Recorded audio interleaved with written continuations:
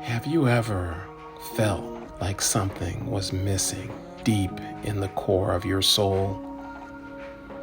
Have you ever wondered if your life was meant for something bigger?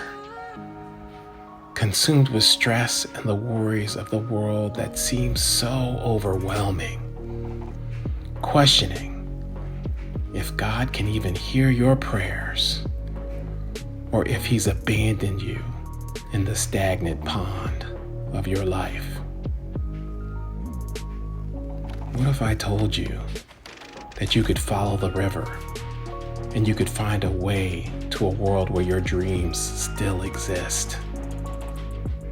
So if you're tired of being trapped by your own fears, doubts, and self-destructive behaviors, you can join Will and Marie as they journey into the unknown, searching for new answers, new blessings, and new purpose in the deep waters.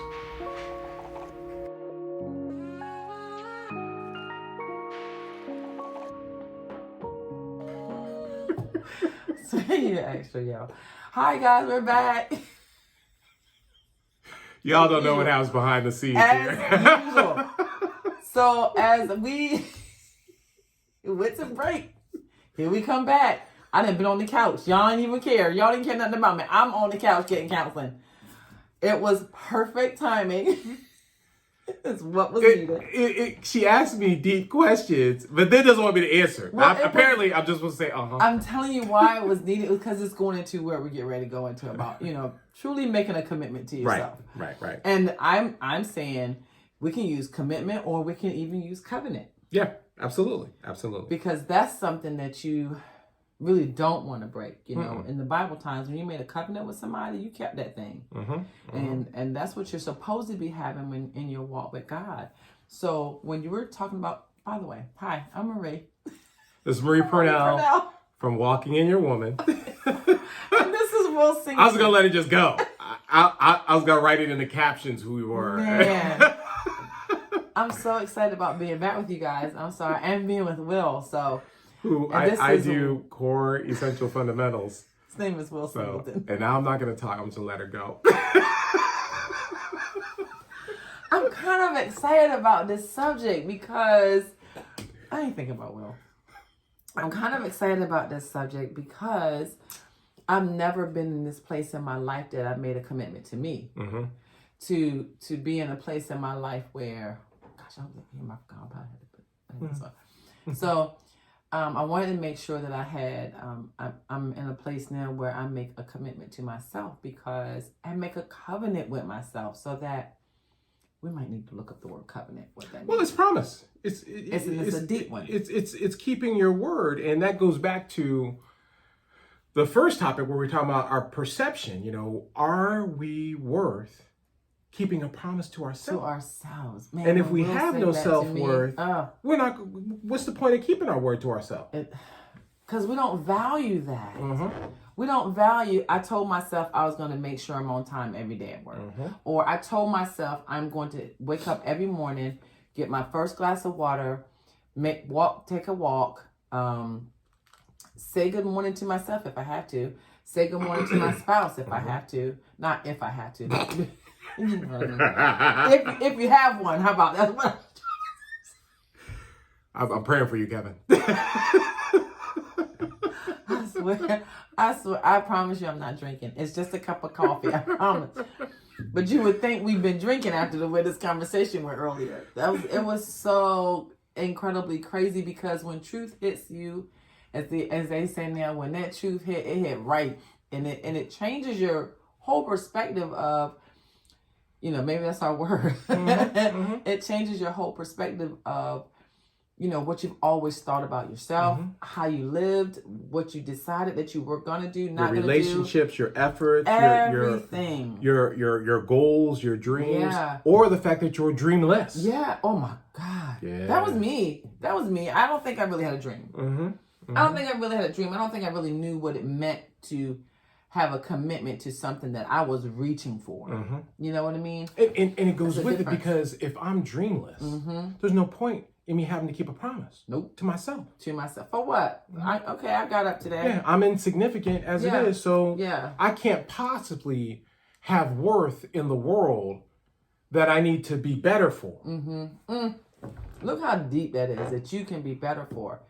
So we're talking about making a covenant with yourself, a promise to yourself in this next season of your life, walking in your woman, core, essentials, fundamentals. Did I get it right? Yep. And really being true to yourself. Because a lot of people don't even know that that you really are a self. It's you. It's about you. I mean, everybody wants to say, don't be, is it selfish? Don't be selfish. Don't be selfish, but we're not narcissistic, arrogant. But we're not being selfish, but we are being selfish all at the same time because there's time for that. Valuing yourself is not the same as being narcissistic. Yeah. And this is the misconception our society has. And it's so deep that I have an additional mentor, Brandon Hudson, and he challenged me to send him a video every day saying I'm proud of myself. Oh, wow. You know, and here I am, the little mental health guru. Wow. And it's so funny because Brandon is just blunt. You know, I sent him a couple videos and he would just write back fail. Because I didn't do it right. Right. And it was hilarious because, you know, he's like, I just want you to say, don't forget all this other stuff you say. Because Mr. D. I might talk a lot. I just want you to say you're proud of yourself. And that's it. That's it. You know how hard that was? Wow. I mean, and I'm like looking at the camera like, dang,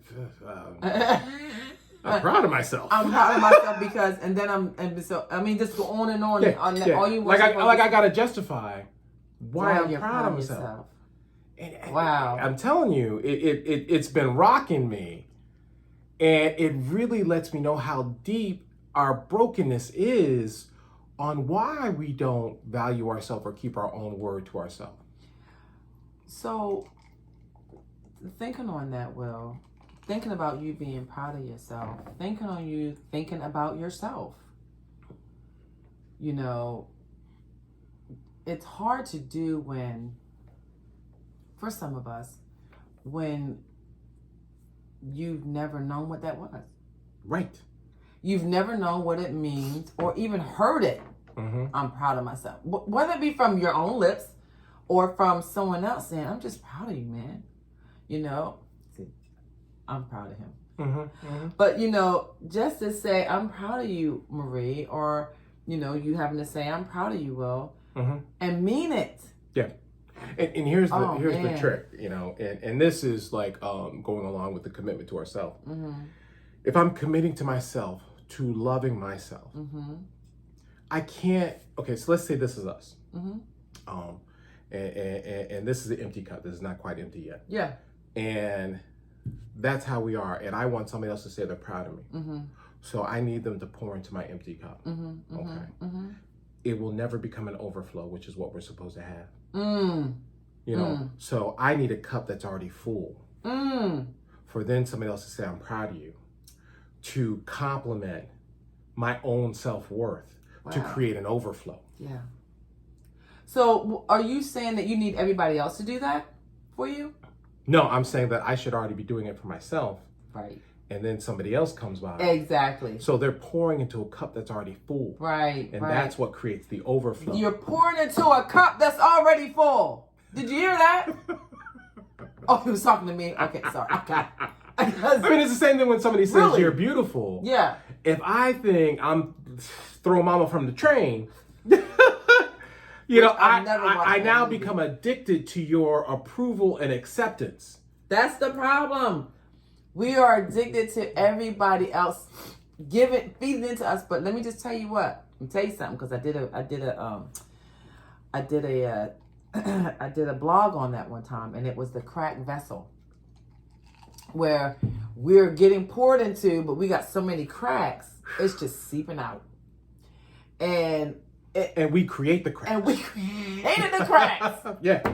With our thoughts, our processes, our non-deeds, our deeds, everything that we did to ourselves will create the cracks. So Monica said something, which is my life coach, Monica Spade.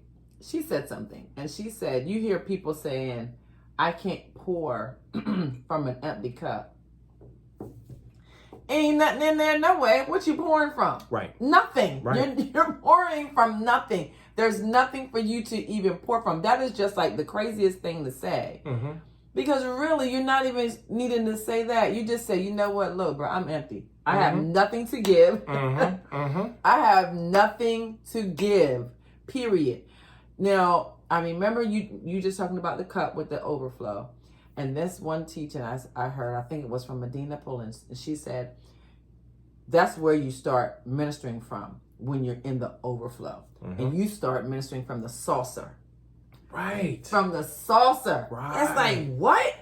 Right. So the saucer is full and it's starting to pour over because you're so full. Right. Yeah, you know? So let's add to that. So here this is what happens is that because our cup is maybe empty or maybe a quarter full. Yeah, yeah. We try to minister from that. Ooh, child, listen. And because there's no overflow, we end up emptying the little reserve we have. Oh my God. And so, and since we're all on a journey, right? After 100 yards, we all thirsty, and we don't have enough to sustain us. The cup is dry. You dry. Right. Everything around you is dry. Right. You know, and I'm thinking about, God forbid, I'm thinking about the floods that are happening in California. What they were hoping was that it would rain so much that it would saturate the ground, but unfortunately, that's not what happened, which caused a flood. And the flood, people are dying in it. Yeah, because they have nothing. That water has nowhere to go. So when you start getting filled up, it becomes sustainable. You know what I'm saying? Where I'm going? Yep. You've got something to hold on to because you're starting to pour into yourself. Somebody can come to you and pour a little something into you, but you're already good because it's not going to cause a flood. It's going to cause an overflow. That's still a difference. And I feel like I'm rambling, but I'm really not because I'm understanding my life now. Yeah, and see, here's the thing. You can't successfully make a covenant with yourself you can't until you get to the overflow. You can't because you don't have enough to sustain. No, you don't a promise to yourself. You don't And I would tell you to make a promise to yourself every single day, more than once. Make a promise to yourself every single day, whether it be I just woke up this morning and I'm just grateful. Yeah, you woke up this morning, you pour some gratefulness. Yep, I promise to be helpful. Pour some gratefulness in your cup. I promise to be kind. Pour some kindness in your cup. I promise not to give up. All of these things. Yeah, all these things that to yourself bring now. You got to do it to yourself first. Right. Because I'm telling you, Will, even in the beginning when I started walking with a woman, I was saying to God, what are you doing putting all these women in my life? I have no idea what I'm doing. But he has been filling me more and more. Filling me, just filling me and filling me and filling me. I mean, down to the point where podcasts. Down to the point where Will is talking about, you get ready to be a life coach, a women's club. I don't know where you're coming from, but okay. So I mean, just these type of things that are happening. You're an entrepreneurship, retirement in 2 years. I mean, just little things. I mean, yeah, sorry for that out there, but yeah, that's what I'm looking forward to. Just doing different things. I mean, I'm even down to a place where I don't know if I would have ever said it before. I'm like, babe, I'm ready to downsize. I don't need all of this stuff. If it's just me and you and Bluesy, our dog, if it's just us, I'm good. Right. Right. And I don't know that I've ever been in that place because I felt like the material things made me. Well, because that was me. Our cup was empty. Yeah. We were trying to fill it with everything else. Yeah. Everything else that I could see. And sometimes the overflow, you might not see it, but it's there. Yeah. Because you'll know you're full. You'll know it. You'll know you're full. Part of recognizing is understanding, what am I grateful for? Yeah.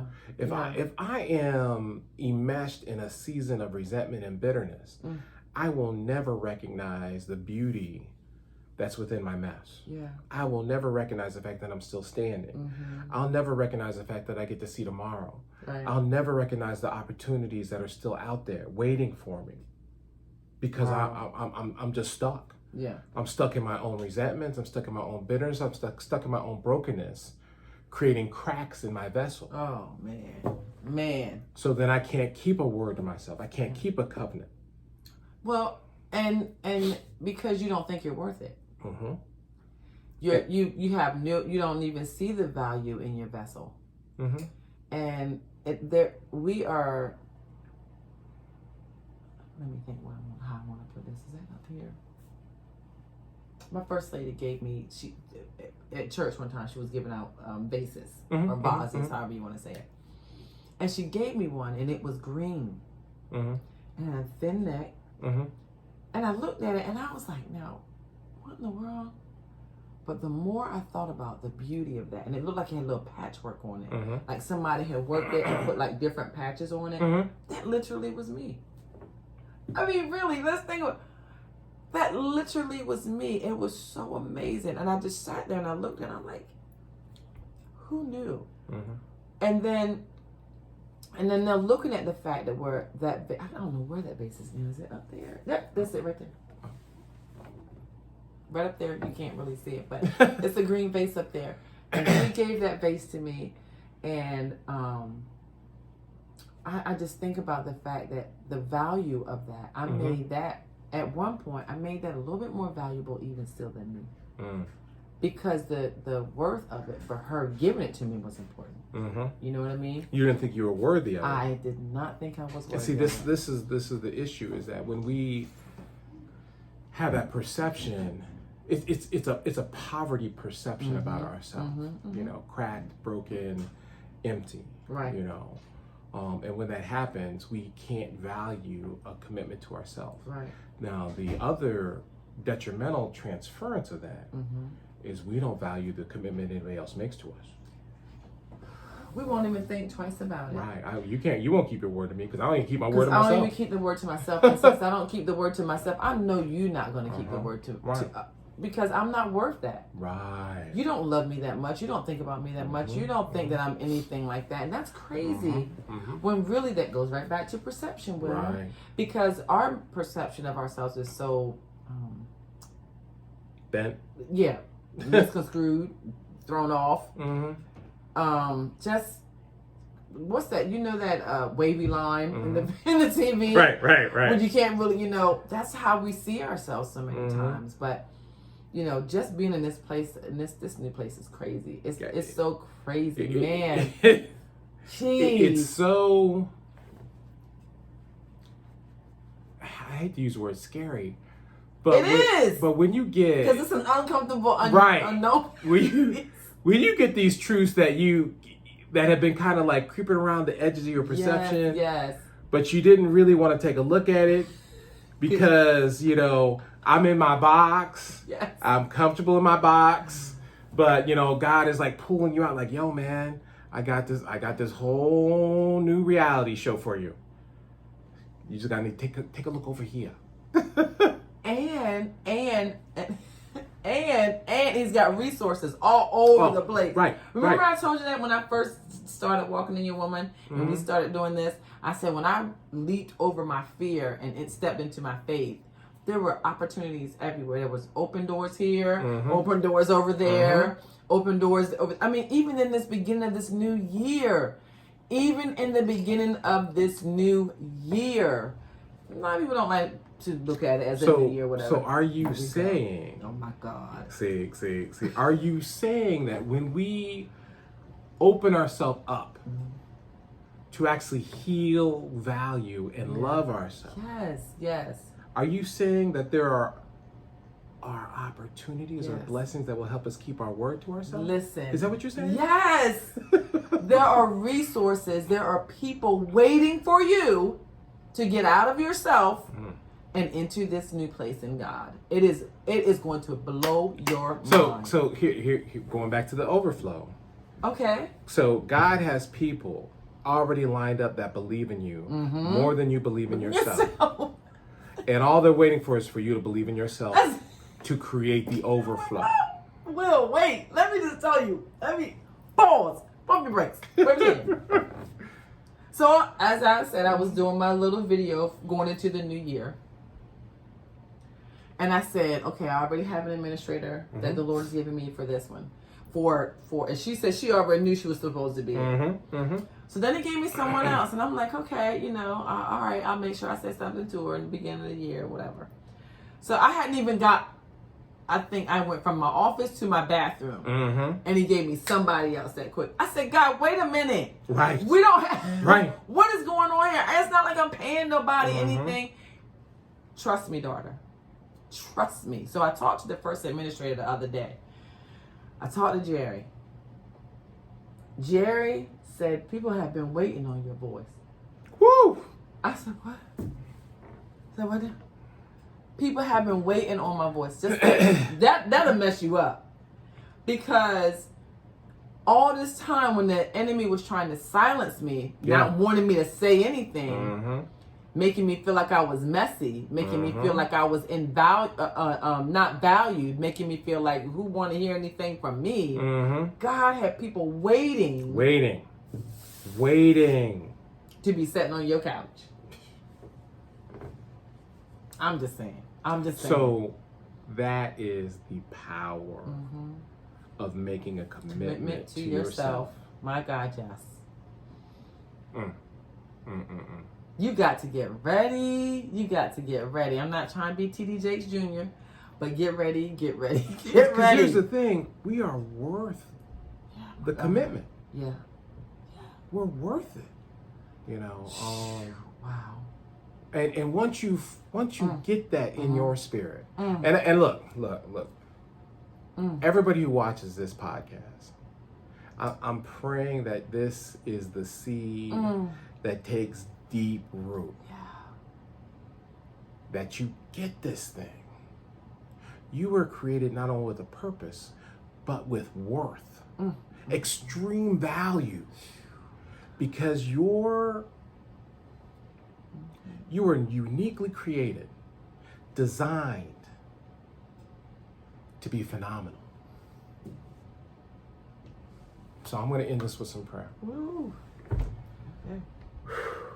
Dear Father, Yahweh, Lord, Most High, we thank you from the bottom of our heart with these new truths, new revelations about our own worth, our own value that we need truly delivered from the brokenness, the resentment, the self-pity, the depression, all the things that have tried to silence us, to convince us that we're insignificant.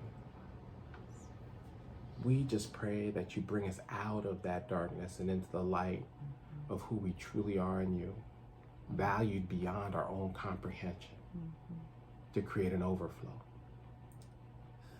Amen. Because this has got to go. Woo! It is so lined up, this commitment thing, with everything that's been going on, from everything I've been hearing, from perception to commitment, and I don't know where we're going with the next podcast, but, the fact of creating that worth and that confidence and belief in ourselves is necessary, because you're gonna encounter haters along the way. And if we aren't solid on the inside, oh my gosh, it will break us, Will. It so easily breaks us. It will break us. Because I'm sitting there looking for approval from you. I need you to believe in me. I need you to believe in me. I need you to say I can do it. I need to say I can do it. Yeah. You'll come along the way. Yeah, one way. You know. Either you're gonna see me shine. I bet you're gonna believe in me when I make $1 million. Listen. I bet you need a $250,000 for right now. But seriously, yes. Look. I have to believe before the blessings. That's the real testimony. And that's a testimony for the others. Well, when you start believing in yourself, and I've watched you, number one, in the conversation we had a little bit ago, I watched you keep going. It doesn't stop you it might make you falter. It might make you question some things, but you keep going. And so that's where my problem always would lie. I wouldn't keep going. I just don't. Well, and see, but this is so symbolic of the Deep Waters podcast. Yeah. Because the reason I keep going, because I'm too far in the deep water to swim back. Oh yeah, I can't. I can't do it. I don't know how to swim this far. I am not going back. I can't. I'm I already can't here. go back. Right. It's too far to go back. Yeah. So I might as well. Well, God, we going. We're going all the way in. All the way in. I told you earlier. I didn't have my goggles, so I.